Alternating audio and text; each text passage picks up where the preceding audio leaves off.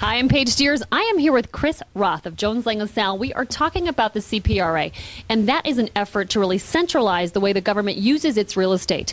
When we look at this, Chris, what happens if this bill does not pass? Well, it would certainly be a missed opportunity. I mean, the things are aligning. The House has their legislative version out there. The Senate has theirs. They're not too far apart, and the president in his proposal pretty similar. So there are a lot of things pointing in the same direction. So we've got momentum, but what kind of progress has really been made that will make this program a reality?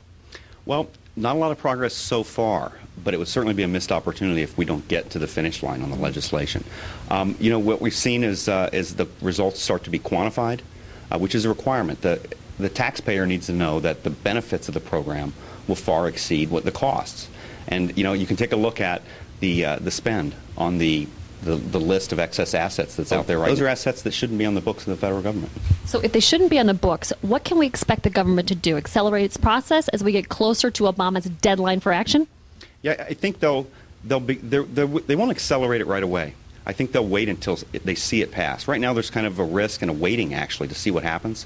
But the moment there's legislation out there, maybe it'll contain a mandate for optimization, a mandate for dispositions, then I think you'll see some real action once it gets started. Okay, so the government really likes to see and do some real action. And when we're talking about that, we recently saw that there is a budget gap, significant one for the government, and they have a very weak cash position.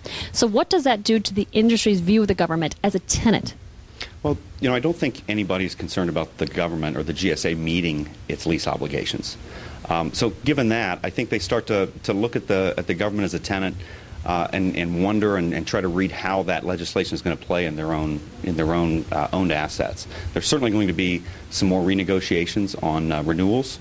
I think we might see some movement and some consolidation in leases.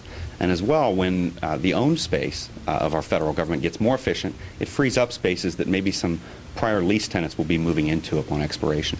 Okay, so a lot of variables still at play here for the government's use of real estate. We will keep our eyes on this item because it certainly is going to have an impact. Thanks so much, Chris. Thank you.